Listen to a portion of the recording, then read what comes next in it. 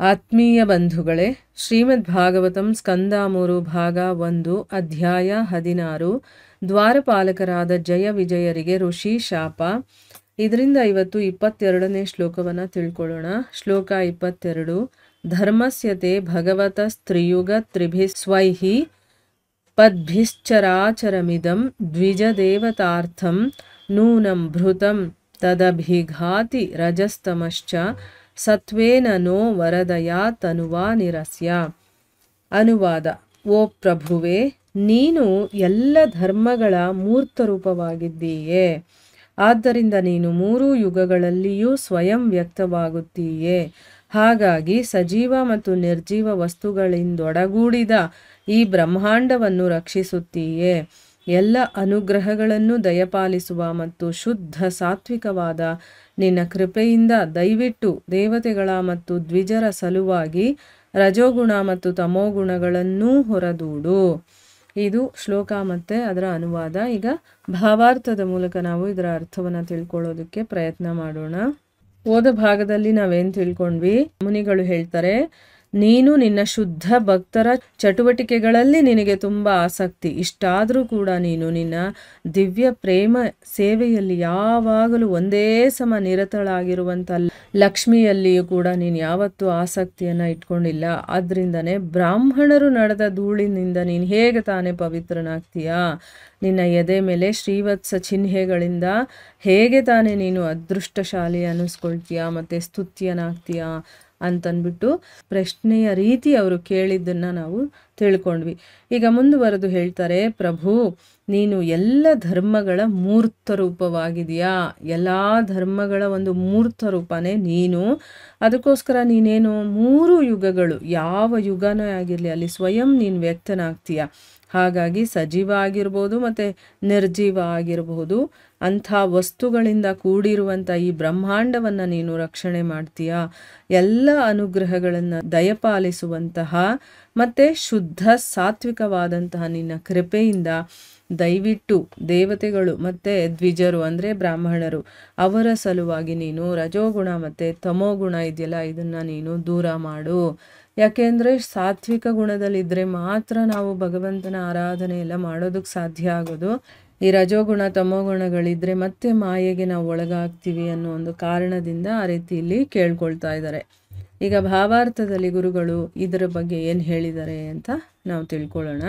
ಈ ಶ್ಲೋಕದಲ್ಲಿ ಭಗವಂತನನ್ನು ತ್ರಿಯುಗ ಎಂದರೆ 3 ಯುಗಗಳಲ್ಲಿ ಅಭಿವ್ಯಕ್ತವಾಗುವವನು ಎಂದು ಸಂಬೋಧಿಸಲಾಗಿದೆ.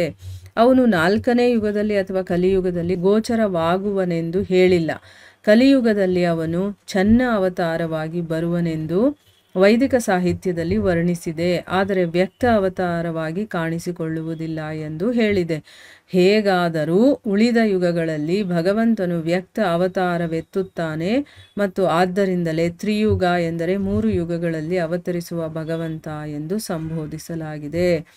ಇಲ್ಲಿ ನಮಗೂ ಪ್ರಶ್ನೆ ಬರ್ಬೋದಲ್ವಾ, ತ್ರಿಯುಗ ಅಂತ ಹೇಳಿದ್ದಾರೆ, 4 ಯುಗಗಳಿರೋದು, ಆದರೆ ಇಲ್ಲಿ 3 ಯುಗಗಳು ಅಂತ ಹೇಳಿರೋದ್ರಿಂದ ಅಂದರೆ 3 ಯುಗಗಳಲ್ಲೂ ಸ್ವಯಂ ನೀನು ವ್ಯಕ್ತವಾಗ್ತೀಯ ಅಂತ ಹೇಳಿರೋದ್ರಿಂದ ಹೇಗೆ ಅದನ್ನು ಅರ್ಥ ಮಾಡ್ಕೊಳ್ಳೋದು ಅನ್ನುವಂಥ ಪ್ರಶ್ನೆ ಬರ್ಬೋದು. ಅದಕ್ಕೆ ಇಲ್ಲಿ ಉತ್ತರ ಕೊಟ್ಟಿದ್ದಾರೆ ಗುರುಗಳು. ಏನು ಅಂತಂದರೆ 3 ಯುಗಗಳು ಅಂದರೆ ಯಾವುದು? ಸತ್ಯಯುಗ, ದ್ವಾಪರ ಯುಗ, ತ್ರೇತಾಯುಗ. ಕಲಿಯುಗವನ್ನು ಬಿಟ್ಬಿಟ್ಟಿದಾರಲ್ಲ ಅಂತ ಅನಿಸುತ್ತೆ. ಆದರೆ ಈ 3 ಯುಗಗಳಲ್ಲಿ ಮಾತ್ರ ಭಗವಂತ ಅಭಿವ್ಯಕ್ತನಾಗ್ತಾನೆ. 4ನೇ ಯುಗದಲ್ಲಿ ಅಂದರೆ ಕಲಿಯುಗದಲ್ಲಿ ಅವನು ಗೋಚರನಾಗೋದಿಲ್ಲ. ಕಲಿಯುಗದಲ್ಲಿ ಚನ್ನ ಅವತಾರನಾಗಿ ಬರ್ತಾನೆ ಅಂತಂದ್ಬಿಟ್ಟು ವೈದಿಕ ಸಾಹಿತ್ಯದಲ್ಲೇನೋ ಹೇಳಿದ್ದಾರೆ, ಆದರೆ ಅವನು ವ್ಯಕ್ತವಾಗಿ ಕಾಣಿಸ್ಕೊಳ್ಳೋದಿಲ್ಲ ಅಂತಂದ್ಬಿಟ್ಟು ಹೇಳಿದ್ದಾರೆ. ಹೇಗಾದರೂ ಆಗಲಿ ಇಲ್ಲಿ 3 ಯುಗ ಅಂತಂದರೆ ನಾವೇನಂತ ತಿಳ್ಕೊಬೇಕು? ಸತ್ಯ, ದ್ವಾಪರ, ತ್ರೇತಾಯುಗ. ಇದರಲ್ಲಿ ಭಗವಂತ ವ್ಯಕ್ತ ಅವತಾರವನ್ನು ತಗೊಂಡು ಬರ್ತಾನೆ ಅಂತ ಅರ್ಥ.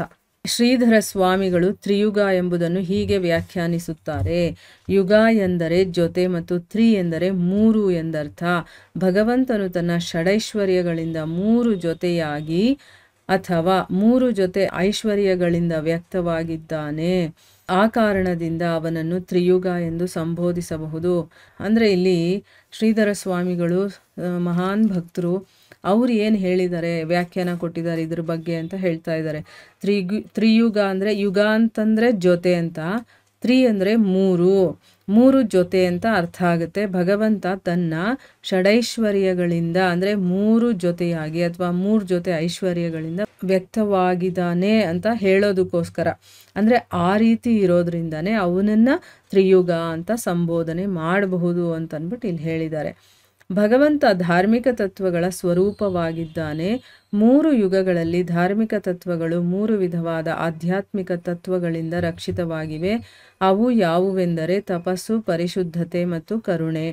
ಆ ಕಾರಣದಿಂದಲೂ ಭಗವಂತನನ್ನು ತ್ರಿಯುಗ ಎಂದು ಕರೆಯಲಾಗಿದೆ. ಕಲಿಯುಗದಲ್ಲಿ ಆಧ್ಯಾತ್ಮಿಕ ಸಂಸ್ಕೃತಿಯ ಈ 3 ಅಗತ್ಯಗಳು ಬಹುಮಟ್ಟಿಗೆ ಕಣ್ಮರೆಯಾಗಿವೆ. ಆದರೆ ಭಗವಂತನು ಎಷ್ಟು ದಯಾಮಯನೆಂದರೆ ಕಲಿಯುಗವು ಈ 3 ಆಧ್ಯಾತ್ಮಿಕ ಗುಣಗಳಿಂದ ವಂಚಿತವಾಗಿದ್ದರೂ ತನ್ನ ಪ್ರಚ್ಛನ್ನ ಅವತಾರವಾದ ಚೈತನ್ಯ ಮಹಾಪ್ರಭುಗಳ ರೂಪದಲ್ಲಿ ಬಂದು ಈ ಯುಗದ ಜನರನ್ನು ರಕ್ಷಿಸುತ್ತಾನೆ. ಚೈತನ್ಯ ಮಹಾಪ್ರಭುವನ್ನು ಪ್ರಚ್ಛನ್ನ ಎಂದು ಕರೆಯಲಾಗಿದೆ. ಎಂದರೆ ಅವನು ಸ್ವಯಂ ಕೃಷ್ಣನೇ ಆಗಿದ್ದರೂ ತಮ್ಮನ್ನು ಕೃಷ್ಣನ ಭಕ್ತರೆಂದು ಕರೆದುಕೊಳ್ಳುತ್ತಾರೆಯೇ ಹೊರತು ಕೃಷ್ಣನೆಂದಲ್ಲ. ಆದ್ದರಿಂದ ಈ ಯುಗದ ಅಂತ್ಯದ ಗಮನ ಸೆಳೆಯುವ ಆಸ್ತಿಯಾದ ರಜೋಗುಣ ಮತ್ತು ತಮೋಗುಣಗಳ ಭಂಡಾರವನ್ನು ಹೊರಹಾಕುವಂತೆ ಭಕ್ತರು ಚೈತನ್ಯ ಮಹಾಪ್ರಭುಗಳನ್ನು ಪ್ರಾರ್ಥಿಸುತ್ತಾರೆ. ಕೃಷ್ಣ ಪ್ರಜ್ಞೆಯ ಆಂದೋಲನದಲ್ಲಿ ಚೈತನ್ಯ ಮಹಾಪ್ರಭುಗಳು ಪರಿಚಯಿಸಿದ ಭಗವಂತನ ಪವಿತ್ರ ನಾಮ ಸಂಕೀರ್ತನೆಯಾದ ಹರೇ ಕೃಷ್ಣ ಎಂಬ ಮಂತ್ರೋಚ್ಚಾರಣೆಯ ಮೂಲಕ ಒಬ್ಬನು ರಜೋಗುಣ ಮತ್ತು ತಮೋಗುಣಗಳಿಂದ ಬಿಡುಗಡೆ ಹೊಂದಿ ಪರಿಶುದ್ಧನ ಆಗುತ್ತಾನೆ. ಇಲ್ಲೇನು ಹೇಳ್ತಾ ಇದ್ದಾರೆ ಅಂತಂದರೆ, ಭಗವಂತ ಧಾರ್ಮಿಕ ತತ್ವಗಳು ಏನಿದೆಯೋ ಅದರ ಸ್ವರೂಪನೇ ಆಗಿದ್ದಾನೆ. 3 ಲೋಕಗಳಲ್ಲಿ ಧಾರ್ಮಿಕ ತತ್ವಗಳಿದೆಯಲ್ಲ, ಅದು ಆಧ್ಯಾತ್ಮಿಕ ತತ್ವಗಳಿಂದ ರಕ್ಷಣೆಗೆ ಇದೆ. ಈಗ ನಮಗೆ ಆಧ್ಯಾತ್ಮಿಕದಲ್ಲಿ ನಾವು ಏನೇನೆಲ್ಲ ಫಾಲೋ ಮಾಡ್ತೀವೋ ಅದರಿಂದಾನೇ ಧಾರ್ಮಿಕ ತತ್ವಗಳು ಉಳ್ಕೊಳ್ಳುತ್ತೆ. ಅಂದ್ರೆ ಏನು, ಭಗವಂತನೇ ಸ್ವಯಂ ಆ ಧಾರ್ಮಿಕ ತತ್ವಗಳು ಅದರ ಸ್ವರೂಪ ಅಂತ ಹೇಳಿದ್ದಾರೆ. ಅದು ಹೇಗೆ ರಕ್ಷಣೆಯನ್ನ ಹೊಂದುತ್ತೆ ಅಂತಂದ್ರೆ ಆಧ್ಯಾತ್ಮಿಕ ತತ್ವಗಳಿಂದ.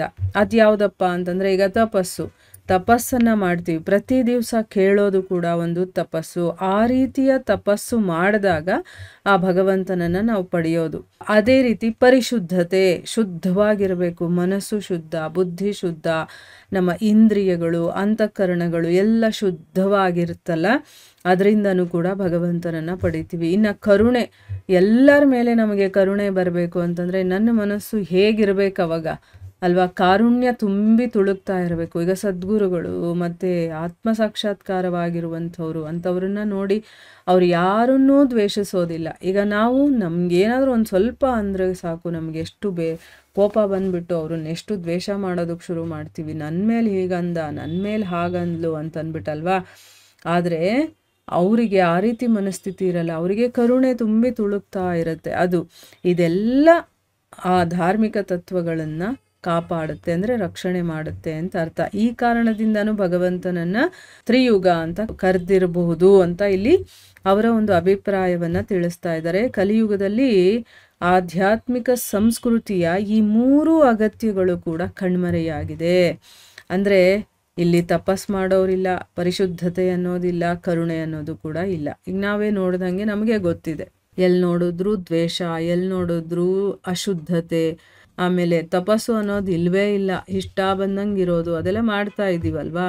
ಸೊ ಅದಕ್ಕೆ ಕಲಿಯುಗದಲ್ಲಿ ಈ 3 ಕೂಡ ಕಣ್ಮರೆಯಾಗಿದೆ. ಆದರೆ ಭಗವಂತ ಎಷ್ಟು ದಯಾಮಯ ಅಂತಂದರೆ ಅವನು ಬಿಡೋದಿಲ್ಲ ನಮ್ಮನ್ನು. ಈಗ ತಂದೆ ಮಕ್ಕಳು ಹಾಳಾಗ್ತಾ ಇದ್ರೆ ನೋಡ್ಕೊಂಡು ಸುಮ್ಮನೆ ಇರ್ತಾನ? ಇಲ್ಲ, ಯಾವುದಾದ್ರೂ ಒಂದು ರೀತಿಯಲ್ಲಿ ಅವ್ರನ್ನ ಸರಿದಾರಿಗೆ ತರುವಂಥ ಕೆಲಸ ಮಾಡ್ತಾನಲ್ವಾ. ಇಲ್ಲೂ ಕೂಡ ಭಗವಂತ ಏನು ಮಾಡ್ತಾನೆ, ನಮ್ಮ ಮೇಲೆ ದಯೆ ತೋರಿಸಿ ಕಲಿಯುಗ ಈ 3 ಆಧ್ಯಾತ್ಮಿಕ ಗುಣಗಳಿಂದ ವಂಚಿತವಾಗಿದ್ದರೂ ಕೂಡ ತನ್ನ ಪ್ರಚ್ಛನ್ನ ಅವತಾರ, ಅಂದರೆ ಅವನೇ ಭಗವಂತ ಅಂತ ತೋರಿಸ್ಕೊಳ್ಳೋದಿಲ್ಲ. ಸ್ವಯಂ ಅವನು ಭಗವಂತನ ರೂಪದಲ್ಲಿ ಬರೋದಿಲ್ಲ, ಆದರೆ ಚೈತನ್ಯ ಮಹಾಪ್ರಭುಗಳ ರೂಪದಲ್ಲಿ ಬಂದು ಈ ಯುಗದ ಜನರನ್ನು ರಕ್ಷಣೆ ಮಾಡ್ತಾನೆ. ಆದರೆ ಅದ್ರ ಬಗ್ಗೆನೂ ತಿಳುವಳಿಕೆ ಇಲ್ಲದೆ ಇರೋರು ಎಷ್ಟೋ ಜನ ಇದ್ದಾರಲ್ವಾ. ಚೈತನ್ಯ ಮಹಾಪ್ರಭುಗಳನ್ನು ಪ್ರಚ್ಛನ್ನ ಅಂತಾನೆ ಕರೀತಾರೆ. ಯಾಕೆ ಅಂತಂದರೆ ಅವನು ಸ್ವಯಂ ಕೃಷ್ಣನೇ ಆಗಿದ್ರು ಕೂಡ ತಮ್ಮನ್ನ ತಾವು ಕೃಷ್ಣನ ಭಕ್ತರು ಅಂತ ಹೇಳ್ಕೊಳ್ತಾರೆ ಹೊರತು ಕೃಷ್ಣ ಅಂತ ಹೇಳ್ಕೊಳ್ಳೋದಿಲ್ಲ. ಅದಕ್ಕೋಸ್ಕರನೇ ಈ ಯುಗದ ಅಂತ್ಯದ ಗಮನ ಸೆಳೆಯುವ ಆಸ್ತಿಯಾದ, ಅಂದರೆ ಈ ಒಂದು ಯುಗದಲ್ಲಿ ಸತ್ವಗುಣ ಅನ್ನೋದು ಹೊರಟೇ ಹೋಗ್ಬಿಡುತ್ತೆ, ರಜೋಗುಣ ಮತ್ತು ತಮೋಗುಣಗಳೇ ತುಂಬಿ ತುಳುಕ್ತಾ ಇರುತ್ತೆ. ಈ ಕಲಿಯುಗದ ಅಂತ್ಯದಲ್ಲಿ ಈಗ ಒಂದು ಸ್ವಲ್ಪ ಆದರೂ ಸತ್ವಗುಣವನ್ನು ನಾವು ನೋಡಬಹುದು. ಆದರೆ ಕಲಿಯುಗದ ಅಂತ್ಯ ಬರ್ತಾ ಬರ್ತಾ ಬರ್ತಾ ಇದ್ದಂಗೆ ರಜೋಗುಣ ತಮೋಗುಣ ಇದೆಲ್ಲ ಕೂಡ ತುಂಬ್ಕೊಂಡ್ಬಿಟ್ಟಿರುತ್ತೆ. ಅದನ್ನು ಹೊರಗಡೆ ಹಾಕೋದಕ್ಕೆ ಭಕ್ತರು ಚೈತನ್ಯ ಮಹಾಪ್ರಭುಗಳನ್ನು ಪ್ರಾರ್ಥನೆ ಮಾಡ್ಕೊಳ್ತಾರೆ. ಅದಕ್ಕೋಸ್ಕರನೇ ಚೈತನ್ಯ ಮಹಾಪ್ರಭುಗಳು ಏನು ಮಾಡ್ತಾರೆ, ಭಗವಂತನ ಪವಿತ್ರ ನಾಮ ಸಂಕೀರ್ತನೆಯ ಒಂದನ್ನು ಅವರು ಪರಿಚಯ ಮಾಡಿಕೊಡ್ತಾರೆ. ಇದನ್ನು ಮಾಡಿ ನೀವು ಸಾಕು ಅಂತ. ಭಗವಂತ ಯಾವ ರೂಪದಲ್ಲಾದರೂ ಬಂದು ಸಹಾಯ ಮಾಡ್ತಾನೆ ಅನ್ನೋದಕ್ಕಿದು ಒಂದು ಸಾಕ್ಷಿ ಥರ. ಏನು ಅಂತಂದರೆ, ಈ ಕಲಿಯುಗದಲ್ಲಿ ಎಲ್ಲಿ ನೋಡಿದ್ರೂ ಅಧರ್ಮ, ಅನೀತಿ, ಅಸಂಸ್ಕೃತೆ ಇರುತ್ತೆ, ಪರಿಶುದ್ಧತೆಯೇ ಇರೋದಿಲ್ಲ, ಕರುಣೆ ಇರೋದಿಲ್ಲ, ಬರೀ ಹೊಡೆದಾಟ, ಜಗಳ, ಮೋಸ, ವಂಚನೆ ಇಂಥದೇ ತುಂಬಿರುವಂಥ ಈ ಪ್ರಪಂಚದಲ್ಲಿ ನಾವು ಆಧ್ಯಾತ್ಮಿಕ ತತ್ವಗಳು ಅಂತ ಅನ್ನಿಸ್ಕೊಂಡಿರುವಂಥ ತಪಸ್ಸನ್ನು ಮಾಡೋದು ಕಷ್ಟ, ಪರಿಶುದ್ಧವಾಗಿರೋದು ಕಷ್ಟ, ಕರುಣೆ ಇಟ್ಕೊಳ್ಳೋದು ಕಷ್ಟ. ಈಗ ನಮಗೆ ಗೊತ್ತು, ನಾವು ಇದನ್ನು ಕೇಳಬೇಕು ಅಂತಂದರೆ ಮನೆಯಲ್ಲಿ ಎಷ್ಟು ತೊಡಕುಗಳಿರುತ್ತೆ ಅಲ್ವಾ. ಆದರೂ ಅದರಲ್ಲಿ ಹೇಗೋ ಮಾಡಿ ನಾವು ಕೇಳ್ತಾ ಇದ್ದೀವಿ ಅಂತಂದರೆ ನಿಜವಾಗ್ಲೂ ನಮ್ಮ ಮೇಲೆ ಆ ಭಗವಂತನ ಅನುಗ್ರಹ ಇರೋದ್ರಿಂದನೇ ನಾವು ಇದನ್ನು ಕೇಳೋದಕ್ಕಾಗ್ತಾ ಇರೋದು. ಸೊ ಈ ರೀತಿ ಭಗವಂತನ ನಾಮ ಸಂಕೀರ್ತನೆ ಇದೆಯಲ್ಲ, ಅಷ್ಟು ಮಾಡಿ ಸಾಕು. ಯಾಕಂದರೆ ಈ ಒಂದು ಯುಗದಲ್ಲಿ ತಪಸ್ ಮಾಡೋದು ಅದೆಲ್ಲ ಕಷ್ಟನೇ ತುಂಬ. ಆದರೂ ಕೂಡ ನೋಡಿ, ಪ್ರತಿನಿತ್ಯ ನಾವು ಭಗವಂತನ ವಿಷಯವನ್ನು ಕೇಳೋದಿದೆಯಲ್ಲ, ಅದು ಕೂಡ ಒಂದು ದೊಡ್ಡ ತಪಸ್ಸಿನ ಹಾಗೇನೆ. ಒಂದು ದಿವಸನೂ ಬಿಡದೆ ನಾವು ಆ ಕೆಲಸವನ್ನು ಮಾಡ್ತಾ ಬಂದಿದ್ದೀವಿ ಅಂತಂದರೆ ಭಗವಂತ ಗುರುವಿನ ಕೃಪೆ ನಮ್ಮ ಮೇಲಿದೆ ಅನ್ನೋದಕ್ಕೆ ಬೇರೆ ಸಾಕ್ಷಿ ಬೇಕಾಗಿಲ್ಲ. ಆದರೆ ಭಗವಂತ ಎಷ್ಟು ಕೃಪೆ ಮಾಡ್ತಾನೆ ಅಂದರೆ, ಭಕ್ತನ ರೂಪದಲ್ಲಿ ಬಂದು ಈ ರೀತಿ ಮಾಡಿ ನೀವು ಅಂತವರು ಸ್ವಯಂ ಸಾಕ್ಷಿಯಾಗಿ ನಮಗೆ ಮಾಡಿ ಕೂಡ ತೋರಿಸಿದ್ದಾರೆ. ಅದಕ್ಕೋಸ್ಕರನೇ ಇಲ್ಲಿ ಗುರುಗಳು ಕೃಷ್ಣ ಪ್ರಜ್ಞೆಯ ಆಂದೋಲನ ಇದೆಯಲ್ಲ, ಅದರಲ್ಲಿ ಚೈತನ್ಯ ಮಹಾಪ್ರಭುಗಳು ಪರಿಚಯ ಮಾಡಿರುವಂತಹ ಭಗವಂತನ ಪವಿತ್ರ ನಾಮ ಸಂಕೀರ್ತನೆಯಾಗಿರುವಂತಹ ಹರೇ ಕೃಷ್ಣ ಅನ್ನುವಂಥ ಮಂತ್ರೋಚ್ಚಾರಣೆ ಇದೆಯಲ್ಲ, ಅದರ ಮೂಲಕ ಒಬ್ಬ ತನ್ನ ರಜೋಗುಣ ಮತ್ತು ತಮೋಗುಣಗಳಿಂದ ಹೊರಗಡೆ ಬಂದವನು ಪರಿಶುದ್ಧನಾಗೋದಕ್ಕೆ ಸಾಧ್ಯ ಆಗುತ್ತೆ ಅಂತ ಹೇಳಿದ್ದಾರೆ. ಆದಷ್ಟು ಮಟ್ಟಿಗೆ ಹರೇ ಕೃಷ್ಣ ಮಹಾಮಂತ್ರವನ್ನು, ಆ ಭಗವಂತನ ನಾಮಸ್ಮರಣೆಯನ್ನು ಸದಾ ಮಾಡೋದನ್ನು ನಾವು ಪ್ರಾಕ್ಟೀಸ್ ಮಾಡ್ಕೋಬೇಕು. ಪ್ರಾಕ್ಟೀಸ್ ಮಾಡ್ತಾ ಮಾಡ್ತಾ ಅದು ನಮ್ಮ ಜೀವನದಲ್ಲಿ ಅಂದರೆ ನಮ್ಮಲ್ಲಿ ಒಂದಾಗ್ಬಿಡುತ್ತದು. ನಾವೆಲ್ಲಾದರೂ ಸುಮ್ಮನೆ ಕೂತಿದ್ರೆ ಸುಮ್ಮನೆ ಕೂತ್ಕೊಳ್ಳೋದಕ್ಕೆ ಇಷ್ಟ ಆಗೋದಿಲ್ಲ. ಅಲ್ಲಿ ಹರೇ ಕೃಷ್ಣ ಮಂತ್ರ, ಯಾವುದಾದ್ರೂ ಮಂತ್ರ ಆಗಿರಬಹುದು, ಭಗವಂತನ ನಾಮಸ್ಮರಣೆಯನ್ನು ಮಾಡ್ತಾ ಇರಬೇಕು. ಆ ರೀತಿ ನಮ್ಮ ಮನಸ್ಸನ್ನು ನಾವು ಟ್ರೈನ್ ಮಾಡಿಬಿಡಬೇಕು. ಅದು ಯಾವಾಗೂ ಅದನ್ನೇ ಹೇಳ್ಕೊಳ್ತಾ ಇರುತ್ತೆ. ಇದರ ಮುಂದುವರೆದ ಭಾಗ ಇನ್ನೂ ಇದೆ, ಅದನ್ನು ನಾವು ಮುಂದಿನ ಭಾಗದಲ್ಲಿ ತಿಳ್ಕೊಳ್ಳೋಣ. ಹರೇ ಕೃಷ್ಣ.